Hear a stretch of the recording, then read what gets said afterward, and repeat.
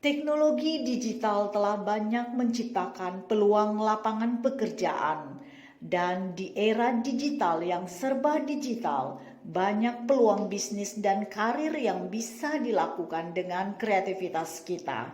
Mampukah kita memasuki era digital dengan freelance, e-commerce, digital marketing, hingga blogger, pengajar, trader saham, investor, hingga pialang saham? Event planner, sosial media, bahkan konten kreator. Banyak lagi pekerjaan di era digital yang mampu kita dapatkan. Perlukah interaksi dalam era digital kita kuasai? Kupas tuntas bersama mahasiswa Universitas Emputan Tular, lapangan kerja di era digital. Selamat siang semua. Berjumpa lagi dengan kami di obrolan kami yang kedua dari mahasiswa hukum Emputan Tular. Pada episode ini kita akan membahas tentang bagaimana perkembangan teknologi digital mempengaruhi dunia kerja dan menciptakan peluang baru. Tapi saya di sini tidak sendiri, saya ditemani dengan teman-teman saya yang sangat kompeten dan sangat luar biasa. Nah, ini dia mereka. Halo, jumpa lagi dengan saya Sani. Sebelumnya kita sudah pernah bertemu nih di episode yang pertama. Sekarang kita jumpa lagi di episode yang kedua. Halo teman-teman semua, saya Junita Asnisia Gian. Terima kasih. Halo, saya Santoso Tampulon. Terima kasih. Halo semua, saya Muhammad Irfan. Terima kasih. Itu perkenalan teman-teman dari yang mendampingi saya di siang hari ini. Teman-teman semua, kita tahu semua dalam kasus sekarang ya, Menteri Komunikasi dan Informasi Johnny Plate diprediksikan akan terdapat 85 juta pekerja lama yang mungkin hilang dan 97 juta pekerja baru yang mungkin muncul akibat pembagian kerja antara manusia mesin dan algoritma. Nah, di sini juga kita akan membahas juga di era industri 4.0, digitalisasi telah mengubah kerja dan menciptakan pola kerja baru, teknologi digital baru seperti platform digital telah mempengaruhi proses industrialisasi dan memprediksi hilangnya pekerja-pekerja lama manufaktur. Nah, dan ketiga kita juga akan melihat dari studi kasus ya, dari kasus-kasus di lapangan yang ada mengenai hilangnya pekerja tradisional seperti pekerja gerbang tol yang diganti dengan sistem pembayaran e-tol. Nah, kita akan diskusi siang hari ini. Kita sudah dengar tadi studi kasus yang sudah beredar tentang teknologi digital ya yang sekarang ini. Nah, pertanyaan saya untuk teman-teman ya, kita akan diskusi sore hari ini ya mengenai lapangan kerja di era digital ini. Nah, bagaimana perkembangan teknologi digital mempengaruhi lapangan kerja saat ini? Menurut teman-teman gimana? Ya, perkembangan lapangan kerja di era digital ini sebenarnya sangat mempermudah kita buat kerja. Misalnya ada lapangan baru seperti data analytics, copywriter, content creator, dan masih banyak lagi. Tapi di sisi lain, lapangan kerja di era digital ini malah menutup pekerjaan yang sudah ada sebelumnya. Misalnya kayak Ibu bilang tadi, petugas di tol sekarang menggunakan aplikasi e-tol. Sebenarnya itu mempermudah kita, karena kalau kita mau lewat tol ya udah tinggal scan kartu, tapi pekerja yang sudah bekerja di tol jadi tidak bisa bekerja lagi karena teknologi tadi. Iya kan? Iya, betul. Nah, kalau yang lain gimana? Tapi di lain sisi kita perlu peran manusia, walaupun saat ini semuanya serba AI atau dengan mesin dan lainnya, akan tetapi peran manusia tetap dibutuhkan di belakang adanya AI tersebut. Ya, saya setuju itu. Peran manusia itu sangat dibutuhkan karena pada dasarnya ya kan manusia juga yang mengkontrol digital itu ya. Dan yang membuatnya juga. Iya. Nah, Jadi benar-benar digital ini mempengaruhi ya lapangan kerja untuk di saat ini. Nah, jadi kita ini bagaimana ya untuk orang yang belum mengetahui atau masih yang dikatakan gaptek ya, menurut teman-teman sekalian gimana? Kalau menurut saya sih harus ada edukasi ya kan, seperti edukasi yang informal, mereka mengikuti kursus seperti itu. Kemudian adanya kurikulum di sekolah ya, ditambah untuk misalnya ada eskul ya komputer, karena selama ini komputer tuh sudah tidak ada lagi sebenarnya eskulnya, tetapi perlu karena sekarang sistemnya digital. Jadi kita dipaksa ya. Teknologi. Iya. Kembali lagi mereka harus harus ada eskul komputer Untuk mengejar ketertinggalan. Iya, seperti itu. Teknologi itu ya. Iya. Menurut saya ada beberapa keterampilan yang perlu orang-orang dapatkan. Yang pertama itu seperti keterampilan teknis ya. Nah, keterampilan teknis ini mencakup terkait penguasaan teknologi digital dan juga penguasaan komputer, Data analis ya. Perangkat lunak. perangkat lunak, internet. Iya. Nah, menurut teman-teman sekalian, bagaimana perkembangan teknologi digital mempengaruhi lapangan kerja saat ini? Iya ya, perkembangan lapangan kerja di era digital ini sebenarnya sangat mempermudah kita. Khususnya yang mungkin baru lulus S1 lagi mencari-cari di mana nih ada yang sesuai dengan sesuai dengan lulusan dia cari-cari, itu mempermudah kita sebenarnya. Terus kayak tadi kasih sibuk yang tadi bilang, kayak di tol kan sebenarnya dulu ada petugas di tol kalau kita mau lewat dari tol tuh. Tapi sekarang udah dipermudah pakai e-tol yang kartu itu. Tapi sebenarnya itu oke lah, itu mempermudah kita, tapi di sisi lain malah yang kerja di tol itu udah nggak bisa kerja lagi karena udah ada teknologi itu gitu. Iya, bisa jadi begitu. Dengan otomatis ya. Jadi industri manufaktur ini kan berkurang ya. Karena sudah diambil alih oleh digital. Mesin. Iya. Mesin sama AI itu ya. Iya. Iya. Betul. Tapi kita kepikiran nggak nanti generasi berikutnya ya apa yang akan terjadi kalau semua diambil oleh mesin?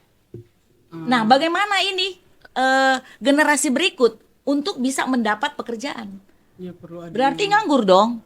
Enggak. Ya, Kalau menurut saya itu kebijakan dari pemerintah ya. Maksudnya kalaupun digital ini setiap tahunnya semakin lebih baik, lebih apa segala macam, itu kebijakan mereka juga apa yang bisa dibuat untuk mempermudah kita melalui teknologi dan pekerjaan-pekerjaan apa yang nggak harus pakai teknologi gitu. Iya. Dan juga banyak dan kita harus mengejar ketertinggalan itu dengan mempelajari keterampilan-keterampilan yang dibutuhkan di teknologi digital tersebut itu. Iya. Terkait keterampilan-keterampilan itu menurut saya ada 3 sih. Yang pertama tuh keterampilan teknis ya kan.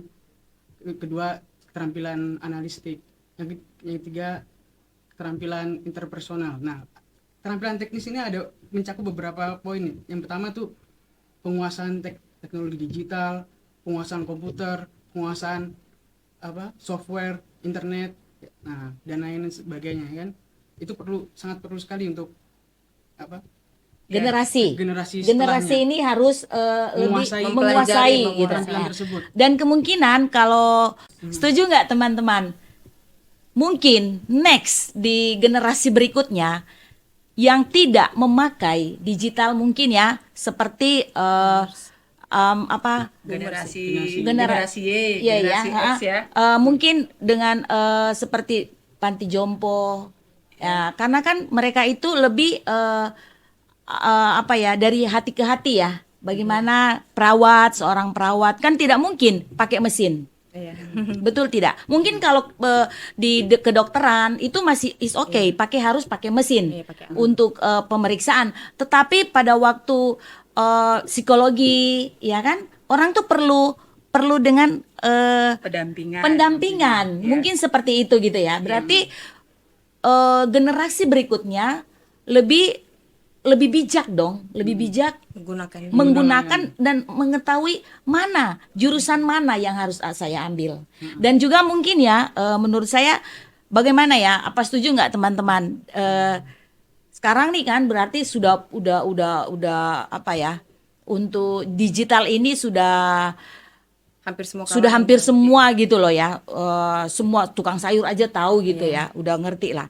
Nah, tetapi kalau saya berpikir dari saya sendiri gitu loh, bagaimana generasi baby boomers ini, iya kan? Berarti mereka harus menyesuaikan dengan generasi yang sebelumnya X. X. Nah, caranya bagaimana menurut teman-teman? Kalau menurut saya, kalau mungkin kalangan yang baby boomers yang mungkin tertinggal karena teknologi semakin canggih, misalnya dia punya anak nih, anaknya ini udah menguasai banget nih teknologi segala macam. Bisa aja dia tanya sama anaknya, ini gimana sih cara gunainnya, atau diberikan edukasi kalau teknologi itu juga penting, biarpun maaf kata umurnya itu sebenarnya ngapain main ini segala macam. Maksudnya kalau pikiran orang kan kalau yang sudah umurnya ini kan pasti nggak begitu, tapi sebenarnya perlu juga dia mengetahui misalnya apa sih yang terjadi di era digital ini, apa yang berkembang teknologinya. Itu menurut saya. Ya, kalau menurut saya sih memang ibu-ibunya juga harus kursus. Ya kan, Iya, khusus betul, komputer betul. juga. Apalagi sekarang khusus komputer itu ya ada yang premium juga ya. Ada yang by Zoom, kita hanya di rumah tinggal buka Zoom, kita bisa kursus gitu. Boleh juga datang. Iya. Ya, silakan. Berarti Bagaimana itu kita- keterampilan ya, Iya, sebagai supaya kita bisa keterampilan, mengikuti mengasah juga. keterampilan ya, Iya. mengasah skill. keterampilan, Iya. soft skillnya, Soft iya, skill. iya, Soft skill itu mencakup Iya, beberapa betul. itu ada memecahkan masalah, Ya, kan? problem Iya. solving. Problem solving. Nah, Iya. kalau untuk Mas sendiri gimana menurut Gitu. Mas Santoso mungkin? Terkait. Iya. Punya jawaban Terkait yang lain nggak? terkait dengan keterampilan apa aja yang untuk dikejar oleh baby boomers ini untuk bisa menyesuaikan dengan generasi X ini. Gen Z ya kalau Generasi bahasanya. milenial lah ya. Oh, milenial ya. Iya, Lebih mendalami teknologi tersebut Iya. iya, supaya bisa generasi kedepannya itu makin bisa tidak tertinggal ya, gitu. tidak tertinggal dari Generasi sebelumnya. Nah, untuk SDM sendiri soft skillnya atau pendukung gaya apa aja menurut teman-teman? Menurut saya ya banyak ya organisasi ataupun ya perusahaan ya untuk meningkatkan soft skill ya SDM-nya dia suruh seminar, training, seminar Komunikasi efektif atau workshop gitu ya kan. seperti Ya, itu. cara Jadi mungkin didatangkan ya narasumber ataupun instruktur ya supaya mereka juga bisa mengerti ya, mereka juga dapat ilmu misalnya data entry, data analis seperti itu ya. Iya. Jadi semuanya itu berhak untuk mendapatkan pelajaran begitu loh. Iya, betul. Jadi istilah kata ungkapannya kita sama-sama naik, sama-sama belajar. turun, sama-sama belajar. Iya, oke. Seperti itu. Itu kan kita tadi sudah kupas perkembangan teknologinya, Iya. terus keterampilan digitalnya, Iya. nah terus SDM-nya, mempersiapkannya bagaimana. Nah sekarang kita datang, bagaimana kalau dalam pendidikan, institusi pendidikan, bagaimana mereka mempersiapkan lulusan menghadapi tuntunan lapangan kerja di era digital sekarang ini. Kalau menurut kawan-kawan gimana, teman-teman semua? Kalau menurut saya, kalau dari segi pendidikan itu balik lagi ke kebijakan dari pemerintah, khususnya misalnya dia ngambil IT, kan teknologi ini kan semakin berkembang ya. Misalnya kayak di negara ini udah punya ini, pasti kita Indonesia juga mau menjadi negara yang maju, bukan hanya berkembang gitu. Kalau misalnya dia di pendidikannya berarti itu dari pihak universitasnya yang lebih mengembangkan atau mengasah jurusan tersebut agar setelah dia lulus jadi nggak kayak culture shock gitu. Dia sudah terbiasa dengan perkembangan teknologi tersebut. Ya, setuju. Betul sekali. Iya. Itu untuk pendidikan ya. Iya. Bagaimana institusi pendidikan untuk menyiapkan lulusan-lulusannya gitu ya. Nah, betul untuk sekali. Mas Santoso sendiri gimana? lebih ke menyediakan pelatihan keterampilan digital sih, baik berupa praktek maupun teori. Iya. Iya betul Iya. sekali. Dan diusahakan juga setiap universitas itu memiliki ininya ya, seperti programnya gitu. ada suatu ruang ya, ruang yang Yang khusus khusus ya untuk kursus komputer Laboratoriumnya. gitu, laboratoriumnya atau apa istilahnya itu. Pelatihan-pelatihannya. Iya, supaya mereka tidak tertinggal. Jadi Nah, jangan komputernya cuma terbatas berapa, sementara orangnya banyak, jadi Ini rebutan. salah satu seperti itu. penghambat SDM itu karena itu, Iya. karena kurangnya fasilitas Benar. persediaan Iya. dari pemerintah itu terkait program untuk mengasah SDM-nya. SDM-nya. Nah, teman-teman semua, menurut apa yang teman-teman tahu ya, peluang dan hambatan dari SDM itu? Peluang apa aja Kalau dari segi peluangnya, dari misalnya kita untuk sudah teknologi ya? Iya. Ah, Dari peluangnya pasti kan lebih mempermudah kita kan, lebih mencari pekerjaan, informasi atau bekerja lewat digital. Iya. Tapi kalau misalnya hambatannya mungkin nggak semua gitu, belum semua yang mengetahui cara menggunakannya atau yang gaptek. Nah itu tadi. Nah itu karena Iya, kurangnya ada hambatan dan peluang, dan hambatannya itu tadi diasah agar dia mengetahui dan bisa mengikuti perkembangan zaman tersebut. iya betul. Begitu ya. Nggak Tapi ada fasilitas sebelum tapi kurangnya juga mungkin fasilitas. jangan Tidak hanya difasilitasi. berarti juga yang tenaga ya, tenaga SDM atau tenaga dalam pendidikan, mereka harus juga lebih mengerti dong tentang digital. Iya. Jangan mereka juga tidak tahu anak didiknya yang lebih pintar. Yang lebih pintar ya, Ya, itu. mungkin gitu ya. yang yang Lebih jadi aware sekarang dia. seperti itu. Ya, seperti itu. faktanya seperti itu. Nah, bagaimana menurut teman-teman kalau kita akan mendapat kasus seperti itu? Nah, tadi kan Mas Irfan ngomong nih, ya memang sekarang nyatanya begitu. Jadi murid lebih pinter dalam masalah digital dibanding dengan dosennya. dosennya. Contoh seperti itu. Nah, bagaimana menurut teman-teman dalam memecahkan masalah ini? Kalau saya sih seperti ini ya, ada pengalaman di kantor saya seperti itu. Memang Bapak itu generasi yang sudah inilah ya, sudah Di bawah lagi, Iya, di bawah. Oh, di bawah boomers lagi. sudah berapa kali diajari, tapi sebenarnya dasarnya bapaknya yang nggak mau belajar. Tidak ada keinginan Iya. mau belajar ya. Kalau Kan orang dasarnya yang mau nggak ada. belajar, ya kan, dia membuka diri dengan belajar, pasti deh bisa. Walaupun itu pelan-pelan ya. Kalau menurut saya seperti itu, karena masing-masing kita punya intelijensi beda-beda ya. Iya. Mungkin kamu cepat Keterampilannya nangkap, beda-beda. saya harus pelan-pelan memolesnya ya. betul. Seperti komputer kan kayak gitu juga, ada Pentium 1, Pentium 4 ya. Saya mungkin Pentiumnya yang jebot ya kan. Itu kan kalau ASN ya Bu ya. Walaupun udah dia nggak bisa, tapi masih dipakai. Masih Nah, dipakai. tetapi kita Karena pikirkan nih Iya. untuk swasta. Kita pikirkan di swasta, bagaimana nantinya gitu loh. Mereka tidak bisa menyesuaikan yang generasi ini, baby boomers ini tidak bisa menyesuaikan dengan generasi yang Milenial. di atasnya milenial. Nah, itu bagaimana nantinya? Kepikir nggak untuk kita? Kalau menurut saya sih hampir sama juga ya. Iya, Karena di keluarga juga mengalami ya. Apalagi di dunia pendidikan, mereka punya sekolah. Kakak saya ngajar di universitas ya, yang lumayan, tetapi kondisi yang gaptek. Sementara dituntut harus high tech, ya kan? Iya. Harus high tech. Tetapi dia harus belajar. Ya, Dia harus harus menegakkan mengejar- dirinya, harus mengejar bertanya sama ketinggalan. anaknya, bagaimana ininya supaya bisa ini nak menyusun spreadsheet ini gimana nak, katanya kan dia harus banyak belajar, bertanya, Iya, banyak harus- bertanya. harus Karena mau nggak mau kita dipaksa. keterampilan- Seperti itu sih. Oke, untuk mengingatkan waktu, satu pertanyaan lagi. terkait Guys, udah mau habis ya. terkait apa? Nggak Tapi terasa satu ya lagi ya waktunya. nggak terasa waktunya kita ya. Saya mau mengajukan satu pertanyaan buat teman-teman semua ya. Kita diskusi lagi nih. Jadi strategi apa yang efektif untuk meningkatkan kualitas lulusan agar dapat bersaing di lapangan kerja di era digital ini? Kalau menurut saya, Strategi apa? ya itu kebijakan dari, kalau dari segi pendidikan ya, setelah dia lulus kan, yang pasti dari universitasnya atau kampusnya itu lebih melihat gitu. Sebenarnya perkembangan digital itu udah seperti apa di luar sana. Apalagi yang ngambilnya IT, maksudnya udah IT kan pasti kalau orang mikirnya kan, oh ini udah ahlinya nih. Maksudnya jangan kita sudah ngambil IT malah kita tidak mengetahui. Berarti itu dari pihak kampusnya juga atau universitasnya lebih meningkatkan soft skill dari mahasiswanya untuk nanti setelah lulus dia jadi nggak culture shock nih. Kok ada ini tapi di kampus aku belum pernah belajar ini gitu. Nah, tapi gini loh, gini guys, ini ada nih, ini contoh.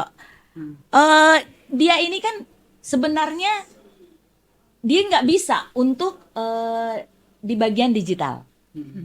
Nah, itu bagaimana? Nah itu perlu keterampilan Nah. khusus atau dia perlu, emang setiap orang kan belajarnya kan beda-beda. Iya. Ada yang cepat nangkap tadi yang seperti Bujungpa bilang.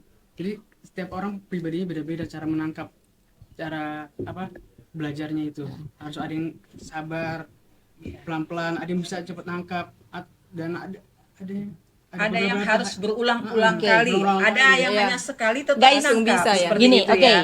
Saya lihat kan ada teman kita nih, dia aja, tapi kita tidak tahu nih, dia begitu banyak sekali sebenarnya jawaban. Nah, saya mau tanya nih sama Mas Santoso nih. Menurut Mas nih, strategi apa? Kan ada orang bilang begini, itu kan bukan apa ya?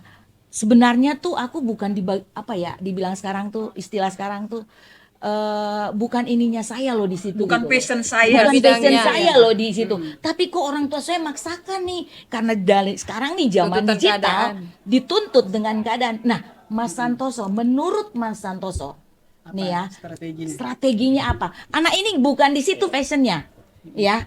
Jadi kan bertentangan nih. Aku nih nggak bisa mah, tapi mamanya bilang, kalau kamu nggak mau nih, lu nggak bakal dapat kerjaan lo. Lu sampai lo tua deh, udah lu nganggur dah gitu. Nggak tahu apa-apa. Lu nggak bakal nikah nih, iya dong guys, itu nggak? Nah, Kayaknya ketinggalan. oh iya ketinggalan. Nah, menurut Mas Santoso nih, strategi apa supaya anak ini bisa mendapatkan fashionnya dan dia bisa mengerti juga mengenai digital? Kalau dari saya sih lebih ke menyesuaikan diri dulu ke teknologi tersebut, sama jadi ada orang yang pintar nih, yang pintar di lebih ke beradaptasi, nanya dulu gitu. Beradaptasi. Dia harus bertanya gitu dong berarti ya. Bertanya gitu ya berarti. Berarti tapi kan gini loh Mas. Nih, orang bilang begini nih. Ini jadi polemik nih. Kan ada orang kalau bukan fashion situ mau dibunuh juga Bisa ya. nggak bisa. Iya. Contoh nih, aku nih mau dibunuh juga sudah beribu-ribu ngajar bahasa Inggris, aku nggak bisa. Karena bukan Nah, fashionnya. karena bukan fashionku. fashionnya. Tapi kalau yang lain sekali aja Bisa. saya bisa. Jangankan gitu, saya tuh ya cuman ngeliatin aja Langsung bisa. saya bisa. Bisa. Nah, bagaimana itu menurut Mas? Sebenarnya tergantung orangnya juga sih Bu. Kalau untuk kita dapat memahami salah satu itu memang harus dari kita juga, tergantung IQ-nya seseorang juga itu. Bisa juga ya. Dari IQ seseorang itu untuk menangkap salah satu contoh pelajaran ini kan harus memang dari IQ-nya dulu. Kalau untuk Setiap teknologi orang itu pikirnya beda-beda gitu. Bisa nggak guys gini ya? Kan ada orang bilang, apabila kita mencintai sesuatu, ya katanya nggak usah diajar juga pasti bisa. Memperjuangkan Berarti kita mengajarkan dia untuk dia mencintai tentang yang nggak dia suka. digital. Kalau Gitu nggak menurut guys? Saya sih begini ya. Saya punya persepsi lain. Banyak cara untuk menarik seseorang supaya dia menyukai digital, mungkin visualisasi dengan gambar-gambar gitu supaya menarik gitu ya. Jadi dengan seperti itu atau nonton film gitu kan. Facebook, Iya. Kan IG, di sosial, YouTube, TikTok. mungkin dia punya kenalan di luar. Banyak. Ya, seperti itu sih. Saya juga jujur ya, komputer saya juga kurang. Tetapi karena saya tahu saya butuh saya bagaimana supaya Kalau menarik, dibutuhkan. saya harus membangun personal branding Harus saya, ya kan? dipaksakan, iya. Berarti Tidak saya mau harus tuntutan nonton, pekerjaan harus ya, lihat gambar-gambar. Oh iya, bagaimana supaya menarik dengan lagu? Oh iya nih, dengan seperti itu mau tidak mau saya dipaksa. Tapi guys, kalau untuk IG, Facebook, Iya. Twitter, TikTok, Iya. tukang sayur aja kayaknya Iya. ngerti gitu ya. Karena Jadi itu kita menambah nggak cuan juga, betul, kan? berarti kita nggak boleh kalah dong. Betul kan? Ya, boleh. Nah, oke. Harus. Iya, sebenarnya kan kalau untuk kita nih, apalagi yang udah kerja, itu juga perlu buat branding diri kita. Misalnya kita kerja di ini atau kita lulusan ini. Kalau kita sering-sering post, kan orang yang melihat juga Tertarik. udah tahu nih brand apa yang kita jual, apa yang sedang kita kerjakan. Jadi giliran pekerjaan datang itu udah tahu, oh si ini tuh di bidang ini loh, si ini di bidang ini. Jadi itu perlu banget gitu buat nge-branding diri kita, buat ngasih tahu nih atau ke market mana yang mau kita jual. Benar-benar. Oke. Jadi Terima kasih untuk teman-teman diskusi kita sore hari ini ya. Semoga bermanfaat ya guys ya. Hai teman-teman di rumah, itulah diskusi kita mengenai lapangan kerja di era digital. Jadi dengan kesimpulan kita hari ini bahwa seseorang untuk bisa mendapat pekerjaan di era digital ini, di generasi yang berikutnya, pertama dia harus mengembangkan teknologi. Nah, dan kedua, untuk generasi yang lama atau baby boomers itu bisa menyesuaikan dengan generasi yang milenial. Nah, berarti apa? Mereka harus mengikuti seminar, training, keterampilan-keterampilan. Itulah dari kami, mahasiswa hukum Empu Tantular, kiranya diskusi kita pada sore hari ini bermanfaat bagi teman-teman semua. Sampai jumpa di lain kesempatan. Bye.